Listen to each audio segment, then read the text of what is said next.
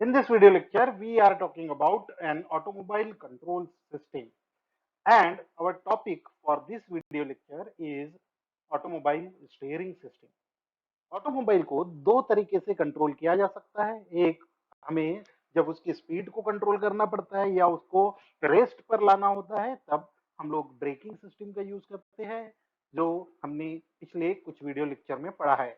अभी हम लोग देखेंगे कि ऑटोमोबाइल की डायरेक्शन किस तरह से कंट्रोल की जा सकती है, किस तरह से आप उसको लेफ्ट में या राइट में किस तरह से व्हीकल को टर्न कर सकते हो। ये काम करने के लिए स्टीयरिंग सिस्टम होता है। तो आने वाले वीडियो में हम लोग स्टीयरिंग सिस्टम के बारे में बात करेंगे। तो आइए शुरू करते हैं कि ऑटोमोबाइल स्टीयरिंग सिस्टम होता क्या है। वीडियो शुरू करने से पहले ये जानना जरूरी है कि इस वीडियो के लर्निंग आउटकम क्या होंगे। तो आइए बात करते हैं लर्निंग आउटकम की। After completion of this video lecture, the learner will be able to select suitable type of steering system for given application. So different type of automobile vehicles required a different type of steering system. जैसे कि आप four wheeler के बारे में बात करें, heavy vehicles की बात करें, ट्रक, बस और सेमी ट्रेलर, हेवी ट्रेलर्स की अगर बात करें, तो इनके कंट्रोलिंग की जो रिक्वायरमेंट होती है वो डिफरेंट डिफरेंट होती है, क्योंकि सारे व्हीकल का जो सिस्टम है वो डिफरेंट है। उनका वेट अलग है, उनका साइज डिफरेंट है। उसके बाद में इन सिस्टम्स के अंदर जो व्हीकल लेआउट होता है, बाकी टाइप का जो कंस्ट्रक्शन होता है, it depends on suspension also and other vehicles की अदर कंपोनेंट्स की माउंटिंग। इन सारी चीजों के हिसाब से हर व्हीकल में अलग टाइप का स्टीयरिंग सिस्टम होता है। तो इस वीडियो को देखने के बाद में आप ये सिलेक्ट कर पाएंगे कि कौन सा स्टीयरिंग सिस्टम कौन से व्हीकल के लिए बहुत अच्छा होता है, सुटेबल होता है। उसके बाद हम कुछ डेफिनेशंस के बारे में बात करेंगे। So you will be able to define the given terms with related diagram for steering. तो स्टीयरिंग से रिलेटेड कौन से डायग्राम्स होते हैं, कौन से उसकी इंपॉर्टेंट टर्म्स होती है जिसको स्टीयरिंग से रिलेटेड में बहुत ज्यादा यूज किया जाता है, वो हम लोग देखेंगे। उसके बाद आता है describe the construction and working of given type of steering system. So in the end we are going to describe the construction and working of अलग different types of steering system. तो अलग अलग स्टीयरिंग सिस्टम में किस तरह से उनका construction होता है, किस तरह से उनकी वर्किंग होती है, ये भी हम लोग देखेंगे। तो सबसे पहले बात करते हैं पीओ और पीएसओ मैपिंग की। तो सबसे पीओ पहला जो पीओ है हमारा, वो है बेसिक एंड डिसिप्लिन नॉलेज। तो यहाँ जो नॉलेज हमारा बढ़ने वाला है, जो नॉलेज हम गेन करने वाले हैं, it is a discipline knowledge, that is core knowledge of mechanical engineering. तो इसीलिए पीओ 1 हम लोगों ने मैप किया है। उसके बाद एक्सपेरिमेंटल टेस्टिंग एंड प्रैक्टिस की बात करेंगे। तो हम लोग यहाँ पर कुछ प्रैक्टिसेस करेंगे जो ऑटोमोबाइल में बहुत जरूरी होती है। तो स्टीयरिंग से रिलेटेड कौन सी प्रैक्टिसेस होती है and why they are so much important, वो हम लोग यहाँ पर देखने वाले हैं। उसके बाद the knowledge we are gaining in this particular video lecture will be useful. So इसीलिए पीओ 7 को भी हम लोगों ने यहाँ पर मैप किया है। उसके बाद आता है maintenance of mechanical engineering related tools and equipment, जो है पीएसओ 2। तो वो भी हम लोगों ने यहाँ पर मैप किया है, because that also going to useful in this video lecture. So these all are the learning outcome. So let's start with the automobile steering system. Now the automobile steering system. So क्या होता है automobile steering system, देखते हैं। So a steering system provides the directional change in the movement of automobile. तो क्या है steering system, क्या करता है, डायरेक्शनल चेंज प्रोवाइड करता है। यानी आपका व्हीकल कहाँ पे चल रहा है, किस तरह से आप उस व्हीकल को चलाना चाहते हो, ये काम आपका स्टीयरिंग सिस्टम होता है। या हम इसको बोल सकते हैं कि it provides a directional stability. आपके व्हीकल को किस डायरेक्शन में चलना है, वो कंट्रोल कैसे कर सकते हैं, वो प्रोवाइड करने का काम स्टीयरिंग सिस्टम करता है। At the same time, it maintains in a position as per the driver's decision. आपकी गाड़ी कैसे चलनी चाहिए, किस डायरेक्शन में चलनी चाहिए, कहाँ पे टर्न होनी चाहिए, कितनी टर्न होनी चाहिए, ये डिसाइड करने का काम ड्राइवर करता है और वो कंट्रोल भी ड्राइवर ने ही करना चाहिए, ड्राइवर को ही करने देना चाहिए और वो भी बिना किसी ज्यादा स्ट्रेन के। यानी ये चीजें है जो स्टीयरिंग कंट्रोल करने का काम है वो एक तो ड्राइवर करेगा by doing controlling steering system, पर इस काम में ज्यादा थकावट नहीं होनी चाहिए। यानी आप जब व्हीकल चलाते रहोगे तो उस व्हीकल चलाने के स्टीयरिंग कंट्रोल करने की ज्यादा ताकत नहीं लगनी चाहिए, ज्यादा ताकत नहीं लगेगी तो थकावट कम होगी। थकावट अगर ड्राइवर को स्टीयरिंग सिस्टम कंट्रोल करने में अगर बहुत ज्यादा स्ट्रेन आ रहा है, बहुत ज्यादा स्ट्रेस लग रहा है, तो क्या होगा, आप गाड़ी को बहुत ज्यादा देर तक नहीं चला पाएंगे, विच इज नॉट सुटेबल। तो इसीलिए ये जरूरी है कि सिस्टम एक स्ट्रेन फ्री होना चाहिए। सबसे पहले देखते हैं कि स्टीयरिंग सिस्टम में होता क्या क्या है। तो स्टीयरिंग सिस्टम क्या करता है, ये आपके ड्राइवर को अलाउ करता है to guide the car along the road and turn left और राइट एट डिजायर्ड। तो ड्राइवर की डिजायर्ड पे आप सीधा जाना चाहते हो, लेफ्ट या फिर राइट, ये कंट्रोल करने का काम आपका स्टीयरिंग सिस्टम करता है। The system includes the following. System में कंपोनेंट कितने होते हैं, तो बेसिकली तीन कंपोनेंट होते हैं किसी भी स्टीयरिंग सिस्टम में। सबसे पहला होता है द स्टीयरिंग व्हील, ये तो हम सबको पता है कि स्टीयरिंग कंट्रोल करने के लिए स्टीयरिंग व्हील होता है। उसके बाद अगर और ज्यादा टेक्निकलिटी में हम जाते हैं तो दो कंपोनेंट्स और होते हैं और बहुत इंपॉर्टेंट कंपोनेंट होते हैं, जिसमें सबसे पहला है स्टीयरिंग गियर। तो स्टीयरिंग गियर या स्टीयरिंग गियर बॉक्स भी बोलते हैं इसको, जो बहुत इंपॉर्टेंट कंपोनेंट होता है। इसका काम होता है ड्राइवर के एफर्ट्स को बढ़ाना और कुछ कन्वर्जन करना, जो कैसे होता है हम लोग आगे देखेंगे। साथ ही साथ ये मोशन को आगे ट्रांसमिट करना है स्टीयरिंग व्हील से व्हील तक। तो उसके लिए भी आपको स्टीयरिंग लिंकेजेस की जरूरत पड़ेगी। यानी आपका जो मैकेनिज्म होगा उसमें कौन से लिंक यूज होती है, नंबर ऑफ लिंक वहां पर यूज होती है। तो उन सारे लिंकेजेस को, उन सारे लिंक को कंबाइनली हम लोग बोलते हैं steering linkages. So these all are the basic component of any steering system.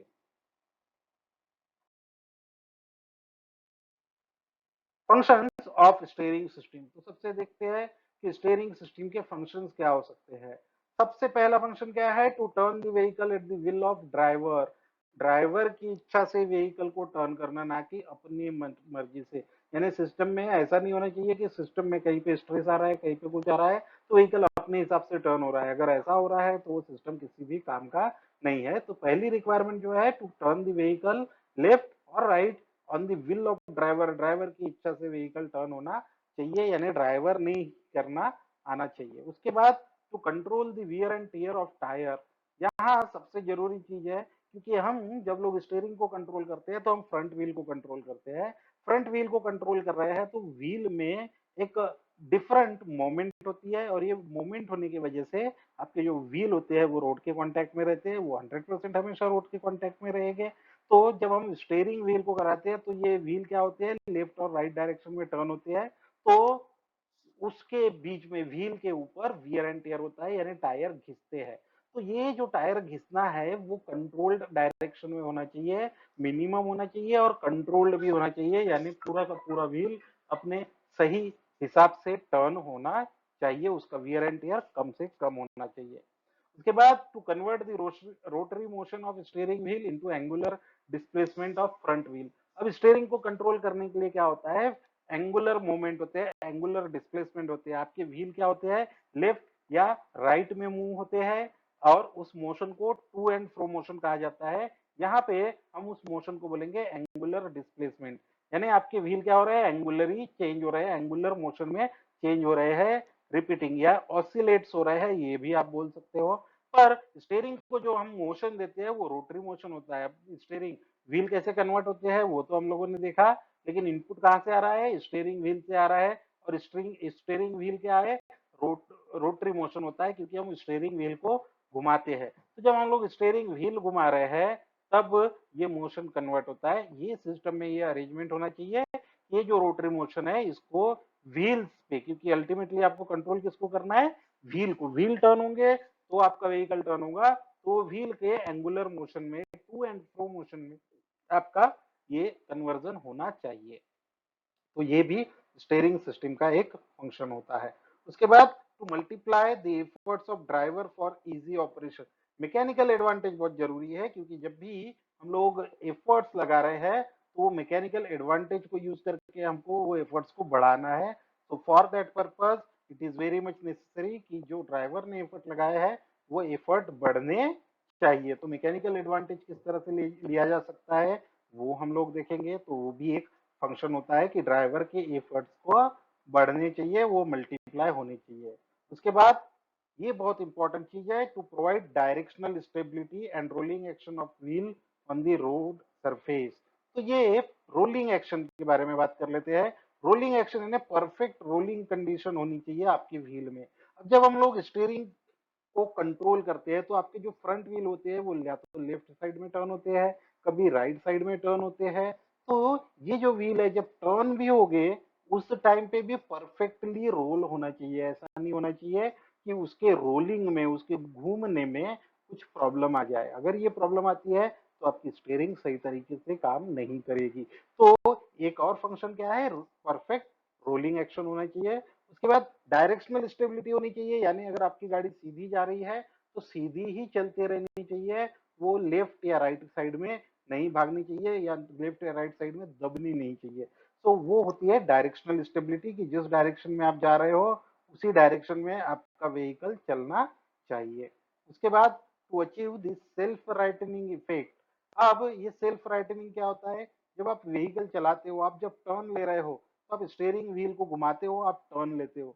जैसे ही आपने टर्न खत्म किया आप स्टीयरिंग व्हील को छोड़ देंगे, और जैसे ही स्टीयरिंग व्हील छोड़ा तो वो अपने आप घूम के आपके व्हील बिल्कुल सीधे डायरेक्शन में आ जाने चाहिए। इस इफेक्ट को हम बोलते हैं सेल्फ राइटनिंग इफेक्ट। तो ये सेल्फ राइटनिंग इफेक्ट भी आपके स्टीयरिंग सिस्टम में ही प्रोवाइड करना चाहिए। साथ ही साथ डायरेक्शनल स्टेबिलिटी की बात क्या करते हैं, जब आपका व्हीकल सीधा चल रहा है तो उस टाइम पे आपको एफर्ट लगाने की जरूरत नहीं पड़नी चाहिए। यानी अगर आपका गाड़ी सीधे डायरेक्शन में चल रही है तब ड्राइवर को एफर्ट लगाने की जरूरत नहीं पड़नी चाहिए, स्टीयरिंग को कंट्रोल की जरूरत उस समय नहीं पड़नी चाहिए। तो उसको बोलते हैं डायरेक्शनल स्टेबिलिटी। अगर ये डायरेक्शनल स्टेबिलिटी नहीं होगी तो ड्राइवर को क्या होगा, सीधा चलाने के लिए भी एफर्ट लगाने पड़ेंगे। तो उसकी वजह से क्या होगा, ड्राइवर को कंटिन्यूअस एफर्ट लगाते रहना पड़ेगा and that will be very strainful. और जो ड्राइविंग होगी वो प्लेजर जॉब नहीं होगा, एक अच्छा एक्सपीरियंस नहीं होगा, आप ज्यादा देर तक ड्राइविंग नहीं कर पाएंगे इस मामले में। तो इसीलिए ये भी बहुत जरूरी होता है। And the last one is to absorb the road shocks and prevent them from reaching the driver। तो रोड शॉक्स बहुत सारे आते हैं, तो ये रोड शॉक्स भी स्टीयरिंग सिस्टम ने एब्जॉर्ब कर लेना चाहिए और ड्राइवर तक नहीं जाना चाहिए। अगर ये रोड शॉक्स ड्राइवर तक जाएंगे तो क्या होगा, आपका जो ड्राइवर रहेगा उसके हाथ दर्द करने लगेंगे। यानी आप देखा होगा अगर आपका स्टीयरिंग सिस्टम कभी कम नहीं रहा, सही तरीके से काम नहीं कर रहा है और आप गाड़ी चला रहे हो, और ये जो आपकी स्टीयरिंग सिस्टम होता है उसमें कंटिन्यूअसली वाइब्रेशन आपको महसूस होते हैं, और ये महसूस होने की वजह से क्या होता है, ये सारे के सारे आपके हाथों पे जाते हैं और आपके हाथ दर्द करने लगते हैं। तो ये चीज अगर होगी तो आपका स्टीयरिंग सिस्टम सही काम नहीं करेगा। तो इसीलिए ये वाला भी एक फंक्शन होता है कि रोड के जो शॉक्स है वो भी आपके सिस्टम में एब्जॉर्ब कर लेने चाहिए। Now let's look at the requirements of a good steering system. एक अच्छे स्टीयरिंग सिस्टम में क्या क्वालिटीज होनी चाहिए वो देखते हैं। तो सबसे पहले it should be very accurate. Accuracy बहुत जरूरी है। अगर आप टर्न कर रहे हो, ड्राइवर ने जितना टर्न किया है उतना ही व्हील टर्न होना चाहिए, उससे कम या ज्यादा नहीं होना चाहिए। मालूम पड़ा कि आपने टर्न 90 डिग्री के लिए 60 डिग्री के लिए टर्न लिया है और आपके व्हील सिर्फ 30 डिग्री टर्न हुए हैं, तो आपका टर्निंग प्रॉपर नहीं होगा। तो वो एक प्रॉब्लम होता है। उसके बाद it should be easy to handle. तो आपकी स्टीयरिंग सिस्टम जो रहेगा वो इजी टू हैंडल होना चाहिए, यानी हैंडलिंग इजी रहनी चाहिए। उसके बाद it should provide directional stability, जो हमने बात की थी। तो डायरेक्शनल स्टेबिलिटी अगर आप नहीं प्रोवाइड कर रहे हो तो कंटिन्यूअसली ड्राइवर को वो एफर्ट लगाने पड़ेंगे, जो कि बहुत प्रॉब्लमेटिक होगा, बहुत स्ट्रेनफुल होगा। उसके बाद multiply the turning effort applied on the steering wheel by the driver. तो ड्राइवर के जो एफर्ट्स है उसको मल्टीप्लाई करना जरूरी है, यानी मैकेनिकल एडवांटेज यूज करना बहुत जरूरी होता है, तो वो भी यहाँ बहुत जरूरी है। That is the requirement of good quality of a steering system होनी चाहिए। उसके बाद reversible to certain degree so that the shocks and road surface encountered by the wheel and not transmitted to driver same. तो कई बार ऐसा हो सकता है कि आपका जो व्हील है वो किसी पत्थर पे चले गया या किसी गड्ढे में चले गया, और उसके वजह से आपके व्हील के ऊपर टर्न अगर आ रहा है, तो ये टर्न आपके स्टीयरिंग में अफेक्ट नहीं करना चाहिए, तो इसीलिए इरिवर्सिबिलिटी होनी चाहिए। तो अगर ऐसा हो रहा है कि आपका फुल रिवर्सिबिलिटी है, यानी व्हील के ऊपर टर्न हो रहा है, तो आपका ये जो स्टीयरिंग व्हील है वो भी टर्न हो रहा है, अगर ऐसा हुआ तो उस केस में क्या होगा, आपका स्टीयरिंग सिस्टम सही तरीके से काम नहीं करेगा एंड योर व्हीकल में गेट टू द एक्सीडेंट। तो ये सारी अच्छी क्वालिटी एक अच्छे स्टीयरिंग सिस्टम में होनी चाहिए, तो इसीलिए इसको बोला जाता है रिक्वायरमेंट्स ऑफ स्टीयरिंग सिस्टम। सो अब देखते हैं कुछ इंपॉर्टेंट टर्म्स जो स्टीयरिंग से रिलेटेड होती है और स्टीयरिंग में बहुत काम की होती है।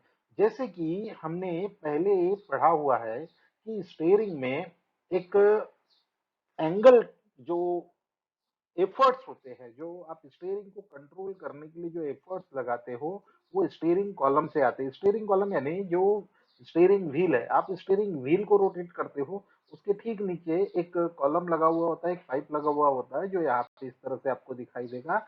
ये जब आप स्टीयरिंग व्हील घुमाते हो तो ये स्टीयरिंग कॉलम रोटेट होता है। ये स्टीयरिंग कॉलम रोटेट होने के बाद ये एक रैक से कनेक्टेड होता है। तो ये जो आपका रोटरी मोशन है उसको लीनियर मोशन में यहाँ पे कन्वर्ट करते हैं हम लोग। तो ये जो लीनियर मोशन होता है ये आखिरी में व्हील के मोशन में कन्वर्ट किया जाता है। तो यहाँ जो जरूरत है हमारी कि जो ड्राइवर एफर्ट लगा रहा है वो एफर्ट इंक्रीज होनी चाहिए, यानी उसका मोमेंट बढ़ना चाहिए, मैकेनिकल एडवांटेज हमें यहाँ पर लेना है। सो ये जो रेशो होता है, जो ये आपका स्टीयरिंग कॉलम है और जो आपका रैक है, इन दोनों के बीच में ये जो तीत के बीच में जो वेलोसिटी रेशो आप कैलकुलेट कर सकते हो, उसको हम स्टीयरिंग रेशो बोलते हैं। अब यहाँ पे क्या है, steering ratio is the angle turn by the steering wheel to the corresponding turning angle of the stub axle. यानी आप कितना टर्न कर रहे हो आपकी स्टीयरिंग व्हील को, उसके हिसाब से आपके व्हील में कितनी डिग्री का एंगल चेंज आता है, वो एंगल आपके डायरेक्टली स्टब एक्सल के ऊपर आएगा, स्टब एक्सल के ऊपर आपका व्हील माउंट रहता है। सो वो दोनों का जो रेशो होता है, इन दोनों का जो रेशो रहेगा, स्टीयरिंग व्हील से आपने कितना रोटेट किया और उसका रिजल्ट कितना हुआ आपके व्हील के ऊपर। सो इन दोनों का जो रेशो है उसको बोलते हैं स्टीयरिंग रेशो। अब ये रेशो होना कैसे चाहिए, higher ratio means that you have to turn the steering wheel more to get the wheel to turn given angle. यानी आपको पर्टिकुलर एंगल मिलने के लिए आपको बहुत ज्यादा टर्निंग आपके स्टीयरिंग व्हील की घुमानी पड़ेगी। तो इसके वजह से क्या होगा, less efforts is required because of higher gear ratio. तो ये आपको टर्निंग ज्यादा करना पड़े तो चल जाएगा, पर टर्निंग जितनी ज्यादा आप करोगे उतना ज्यादा आपके एफर्ट्स कम लगेंगे, आपको ताकत कम लगानी पड़ेगी। तो इसीलिए ये जो एफर्ट्स रहते हैं वो नियर अबाउट 12:1 टू 35:1 की रेंज में रहते हैं। तो यहाँ अगर आप ध्यान से देखेंगे तो जो आपके कार के स्टीयरिंग रेशो है वो कार के लिए 12:1 होता है, and for a truck it is always 35:1। तो आप देखेंगे कि कार का स्टीयरिंग रेशो आपको कम घुमाना पड़ता है, लेकिन ट्रक का स्टीयरिंग आपको ज्यादा घुमाना पड़ता है एक पर्टिकुलर टर्निंग के लिए। तो ये रेशो हमेशा 1:1 में आएगा, क्योंकि हम लोग क्या कर रहे हैं, यहाँ पे जो सिस्टम होता है लीनियर मोशन हमें चाहिए होता है, इसीलिए ये जो इसके रेशो है वो हमेशा एक में ही आएंगे, क्योंकि यहाँ पे जो कन्वर्जन है वो लीनियर हो जाता है। तो इसीलिए ये रेशो इस तरह से आता है। तो ये स्टीयरिंग रेशो का फंक्शन क्या है, सिग्निफिकेंस क्या होता है, ये समझ लीजिए कि स्टीयरिंग रेशो ये डिफाइन करने के काम में आता है कि आपका व्हील कितना टर्न होगा आपके कितनी स्टीयरिंग के टर्न घुमाने के बाद, और दूसरा आपको कितने एफर्ट्स यानी आपको कितनी ताकत लगानी पड़ेगी आपको उस व्हीकल के स्टीयरिंग को कंट्रोल करने के लिए, यानी अगर आपको व्हील टर्न करना है तो आपको ताकत कितनी लगानी है, ये डिसाइड होता है स्टीयरिंग रेशो से।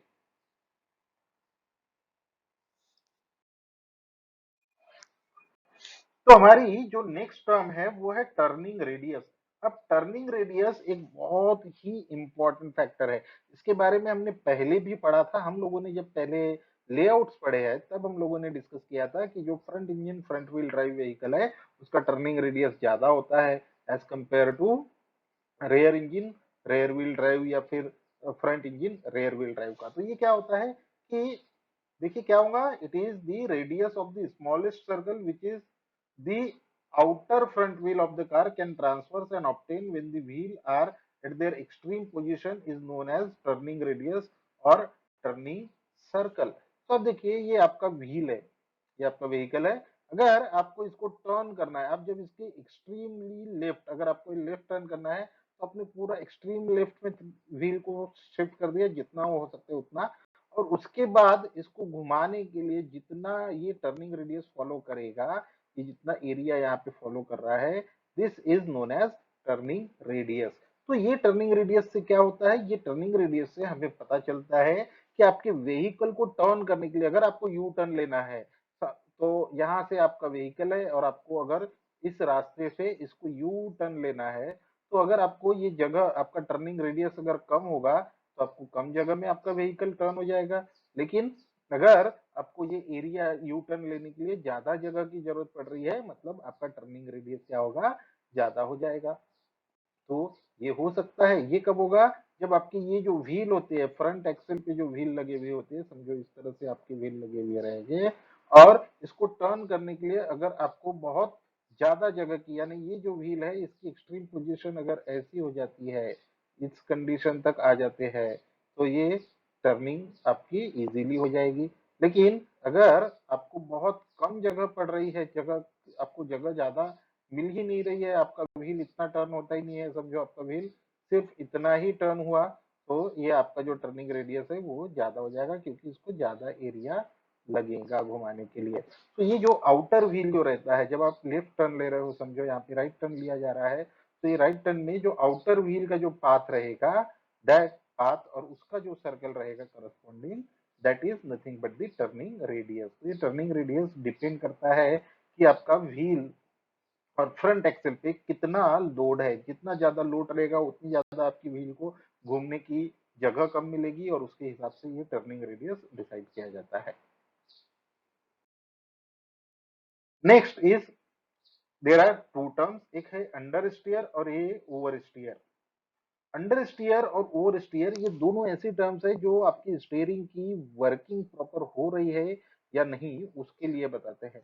अंडर स्टीयर यानी क्या होगा कि आपकी जो स्टीयरिंग है वो कम स्टीयर हो रही है, यानी आप एफर्ट्स तो बहुत ज्यादा लगा रहे हो, आपने बहुत सारे एफर्ट्स लगाए, पर उसका असर क्या हुआ कि आपको टर्न जितना होना चाहिए था उतना नहीं हुआ।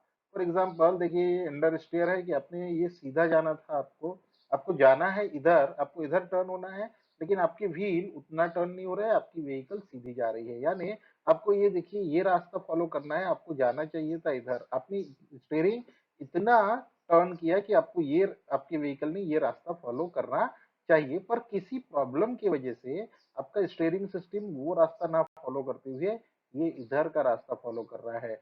तो इसकी वजह से क्या होगा, this is known as understeer, यानी जितना आप व्हीकल को स्टीयर करना चाहते हो, जितना आप व्हील को टर्न करना चाहते हो, उतना इफेक्ट आपको नहीं मिल रहा है, यानी आपको अंडर इफेक्ट मिल रहा है। तो ऐसे इस इफेक्ट को हम लोग अंडर स्टीयर बोलते हैं। फिर कई बार ये होता है कि जितना आप स्टीयर करना चाहते हो आपका व्हील उससे ज्यादा स्टीयर हो जाता है, यानी आपको ये वाला पथ फॉलो करना था लेकिन आपका व्हील इधर का पथ फॉलो कर रहा है। तो ये क्या हो जाता है, आपकी रिक्वायरमेंट से ज्यादा व्हीकल जब टर्न होता है तो इसको बोलते हैं ओवर स्टीयर। तो ये क्या है कि आपका व्हील ज्यादा स्किड हो रहा है, इसकी वजह से क्या होगा, ये दोनों फैक्टर्स की वजह से आपका जो कंट्रोल है व्हीकल पे वो अच्छा नहीं हो सकता है। At the same time wheel skid हो सकते हैं और आपका जो व्हीकल है वो रोड से नीचे भी उतर सकता है। तो ओवर स्टीयर में देखिए क्या कैसे कि यहाँ पे किया जा रहा है कि ये जो आपका व्हीकल चल रहा है इसको ये पथ फॉलो करना है, पर ये यहाँ पे ज्यादा स्टीयर हो गया है इसीलिए व्हीकल नीचे चले जाता है और इसमें ट्रांसफर कि आपका व्हील टर्न भी हो जाए। सो ये होता है ओवर स्टीयर। तो बेसिकली ये जो अंडर स्टीयर और ओवर स्टीयर है, ये आपके स्टीयरिंग ज्योमेट्री की वजह से प्रॉब्लमेटिक केस हो सकता है। तो ये इसके लिए स्टीयरिंग ज्योमेट्री को आपको मेंटेन करके रखना पड़ता है।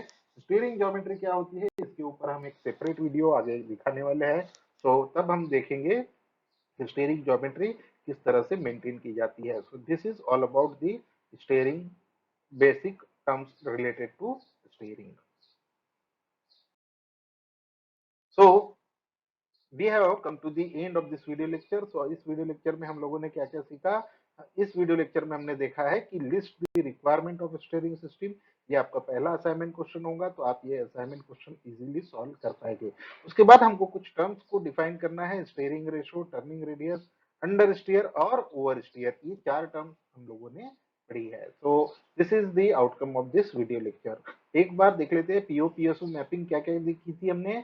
सबसे पहले PO1 जो है बेसिक एंड डिसिप्लिन नॉलेज यहाँ फुलफिल होता है हमारा। उसके बाद PO4 experimental testing and practice यहाँ पे हमारा फुलफिल हो रहा है। उसके बाद PO7 हमारा यहाँ फुलफिल हो रहा है, जो है life long learning. And PSO2 that is maintenance of mechanical engineering related tools and equipment. So ये थी summary of this video lecture.